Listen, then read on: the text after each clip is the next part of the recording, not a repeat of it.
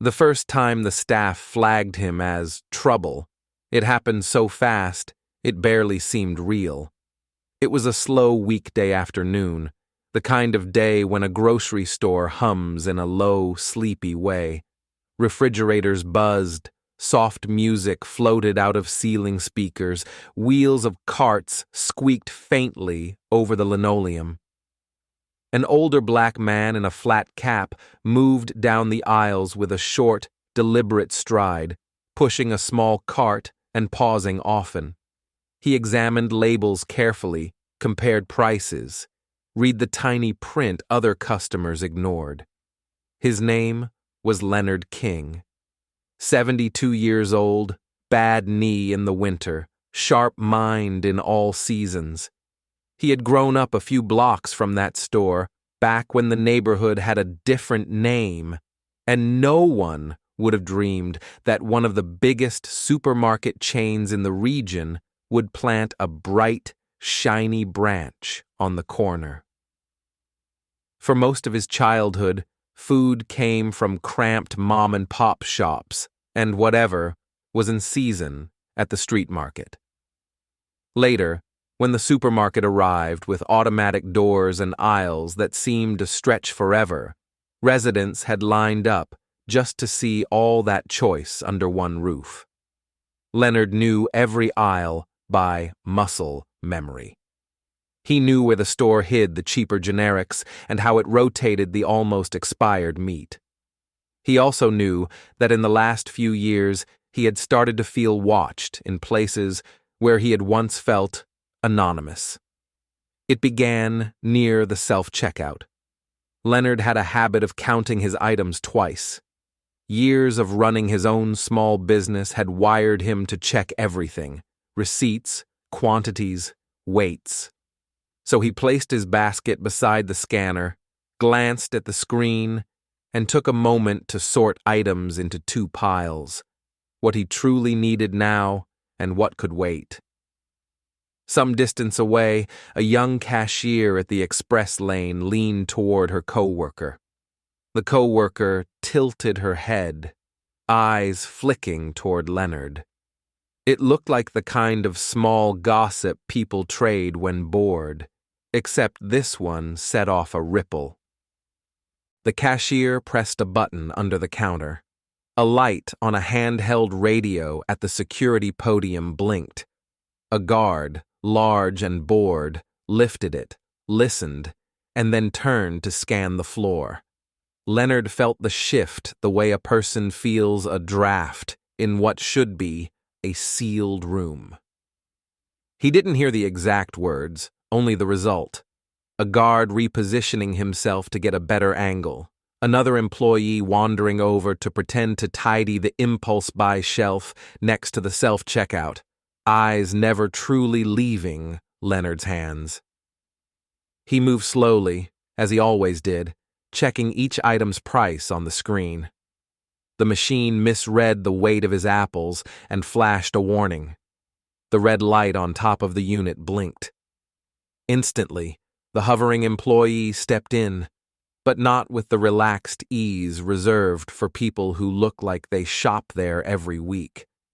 There was a distance in her face and a tension in her shoulders, a silent judgment that hardened everything around her. Leonard had been alive long enough to understand the choreography. The sideways glances, the radio murmurs, the way staff suddenly found reasons to be near him and nowhere else. He understood that they had decided he might be a problem long before he had done anything at all. By the time he left the store, canvas bag over his shoulder, receipt carefully folded in his pocket, the words had already settled in the back room.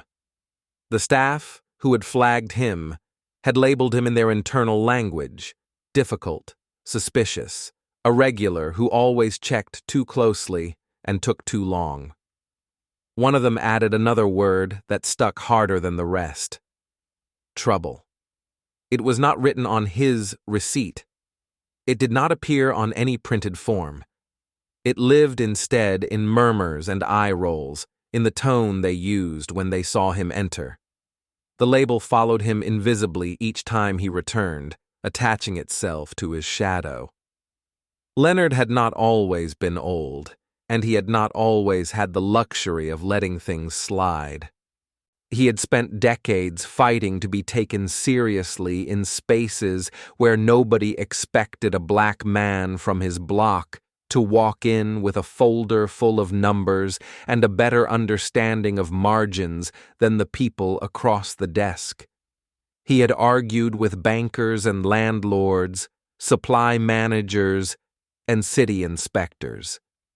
He had swallowed pride when it protected his crew, and refused to swallow it when it would have meant letting someone rewrite the truth.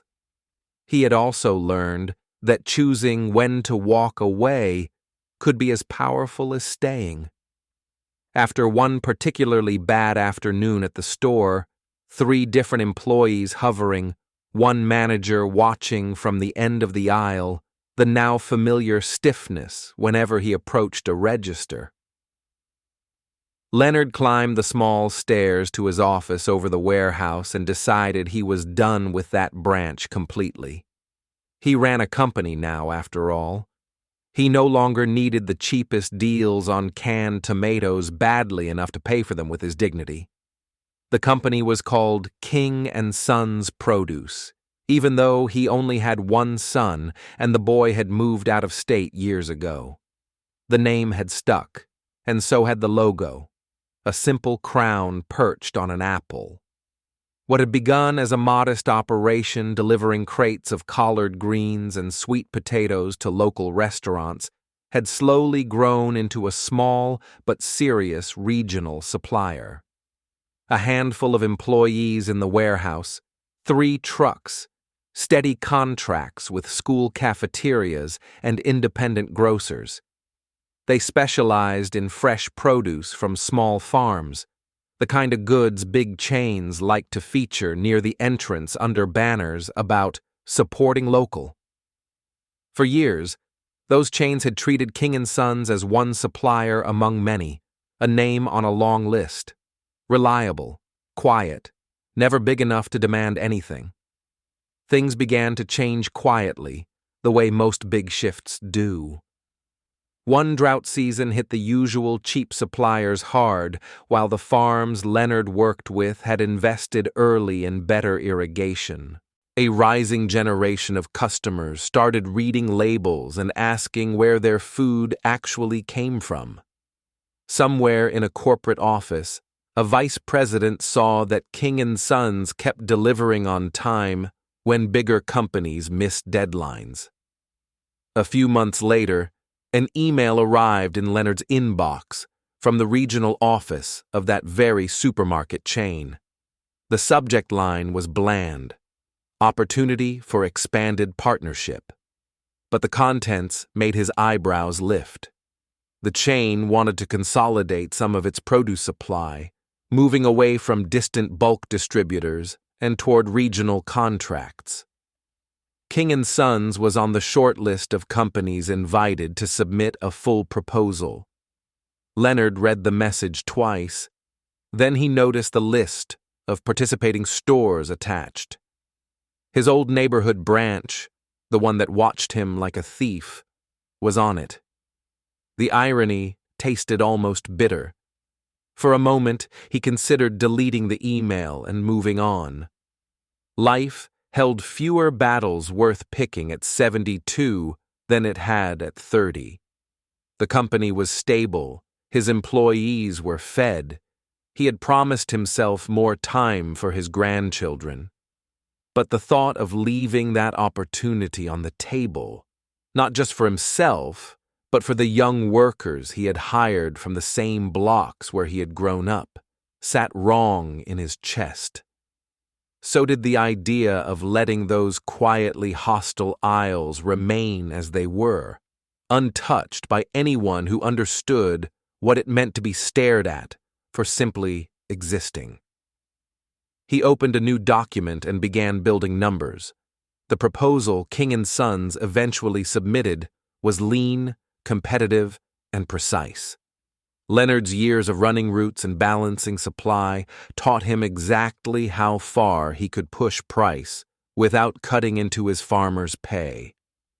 He listed delivery schedules, quality controls, contingency plans. He also attached something extra, tucked not in the spreadsheets, but in the narrative section, a paragraph about community roots, about hiring from the neighborhoods they served, about how representation in staff and training in bias could affect customer loyalty in ways that did not show up neatly in a quarterly report. He did not expect anyone at the chain's headquarters to care about that last part. He included it anyway, as a marker of who they would be working with. Weeks passed. Truck engines roared, pallets were moved, invoices went out. Leonard stopped shopping at the chain entirely, sending one of his younger employees to any store run required. He told himself that if the contract came, it came. If it did not, King & Sons would continue as before. The news arrived on an ordinary morning in the form of a phone call he almost didn't answer. By then, he had grown used to unknown numbers meaning sales pitches, surveys, or spam. This time, it was a calm voice introducing itself as part of the chain's procurement team. The voice explained that after a competitive evaluation, King & Sons Produce had been selected as the lead regional supplier for fresh greens and certain seasonal items for 12 stores. The branch in Leonard's old neighborhood was on the list. The contract details followed by email, volumes, penalties, review periods. The numbers were serious enough to require more staff and at least one more truck. For a small company like his, it was a leap. Hidden in the fine print was a clause about supplier-led community engagement options. It was generic language the legal team used for public relations purposes, mostly about allowing suppliers to co-sponsor charity drives and tasting events. Leonard read it and sensed an opening wider than the lawyers intended. He spent the next few days drafting an addendum. When the chain's representative arrived at the warehouse to finalize the agreement, she expected the usual, a grateful owner eager to sign whatever was put in front of him. Instead, she found a man with a neatly stacked folder, questions about mutual obligations, and a clear, steady gaze. He did not yell. He did not guilt or threaten. He laid out, in measured terms, how his company's reputation in the community was tied to how its partners were seen and how customers were treated. He knew better than to demand instant transformation, and he did not imagine one supplier could rewrite a corporation's soul. What he pushed for instead were specifics: a pilot training program on bias and respectful customer service at the branches using King & Sons Produce, a commitment to increase local hiring at those locations by a small but real percentage, and a mechanism through which feedback from community members could make its way back to the company without disappearing into a suggestion box no one checked. The representative listened, took notes, and explained what would and would not be feasible. Some items she rejected outright as beyond her authority. Others she marked as possible if framed as a community relations initiative. The training pilot and local hiring targets fell into that second category. They negotiated line by line. By the time they finished, the contract included a modest but concrete clause. Stores receiving King & Sons Produce would participate in a yearly staff training on equitable customer treatment, co-designed with a local nonprofit Leonard had worked with before. It also set measurable hiring goals for candidates from nearby zip codes and required a brief survey of customer experience to be conducted twice a year.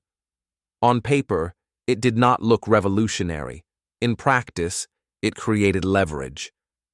The supermarket chain made an announcement about its new community-centered supply partnership, complete with photos of smiling employees and fresh greens. Press releases went out. The marketing team produced posters. Most customers glanced at them as they passed, vaguely pleased that someone, somewhere, was doing something good. The first training day at Leonard's old store came a few months later. By then, pallets of King and Sons produce had been rolling regularly through the back doors. Crates of collards, kale, and seasonal fruit now sat under signs praising local farms. The store's manager had developed a new respect for the delivery schedule when he realized that the shelves looked noticeably emptier whenever a truck was delayed for even an hour. The staff reported to the break room, some curious, some suspicious, some bored. They found a facilitator setting up a laptop, charts about bias and customer perception pinned to a portable board. They also found Leonard, in his flat cap, sitting quietly at the back of the room with a small notebook. The manager knew who he was by then. The regional office had made sure of it. Several of the employees did not. A few recognized him only as that older man who used to overcheck his receipts.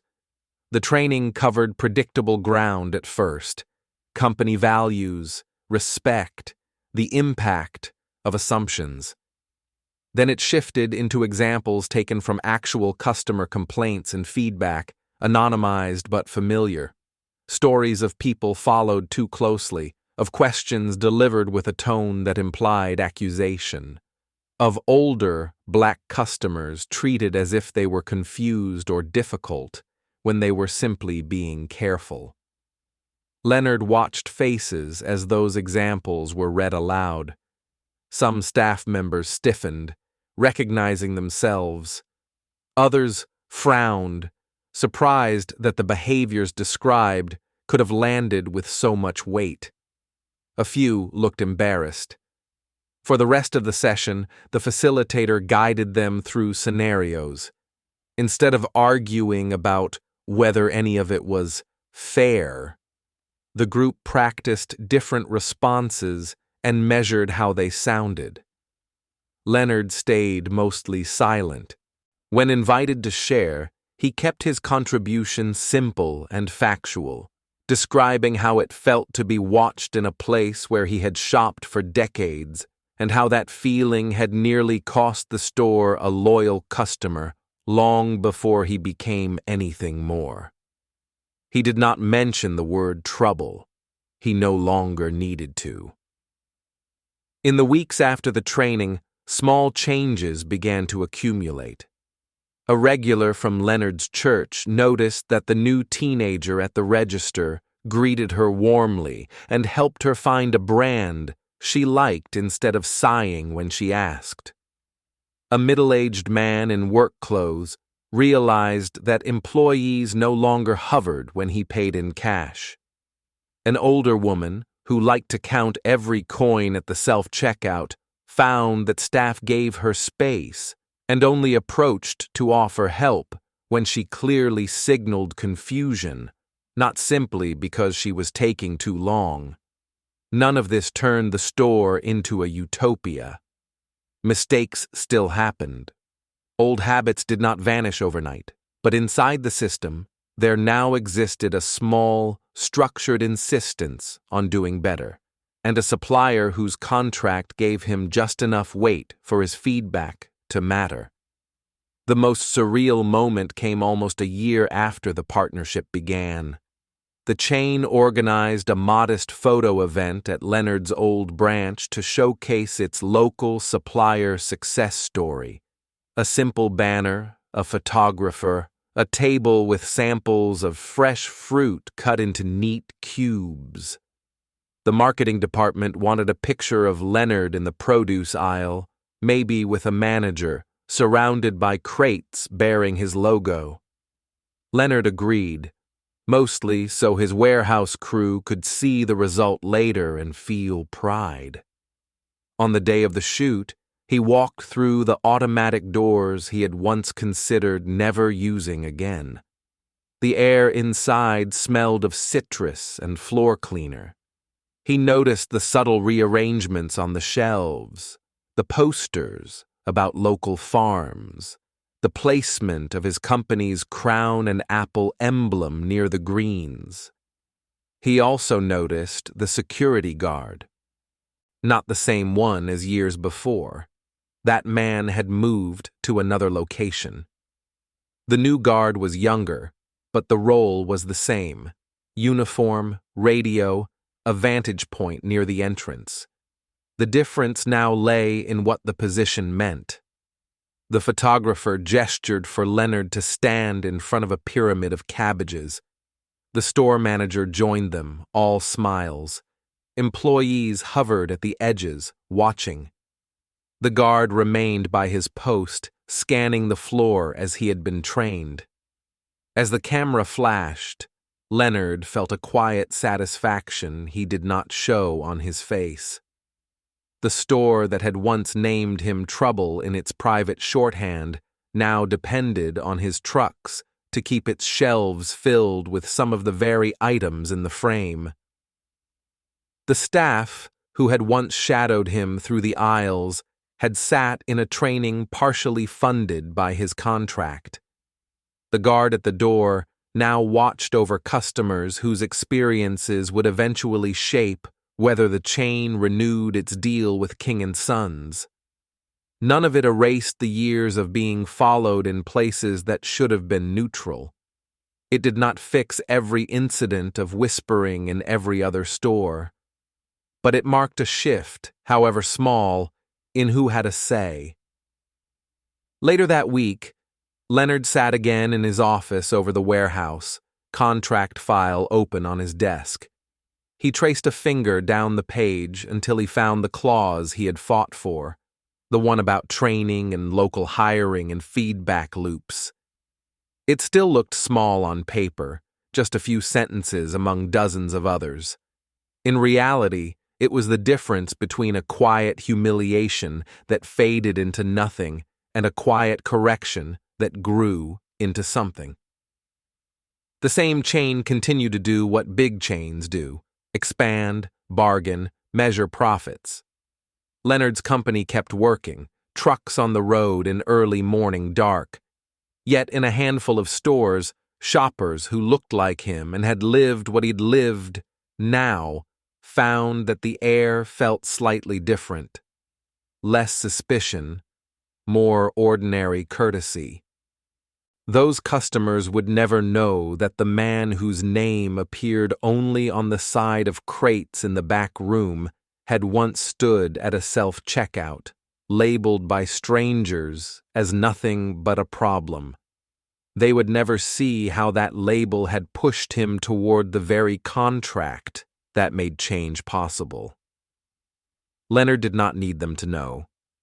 It was enough that shelves stayed full because his crew did their job well, and that at least in these aisles, anyone walking in with a careful step and a watchful eye would be seen first as a customer, not as trouble.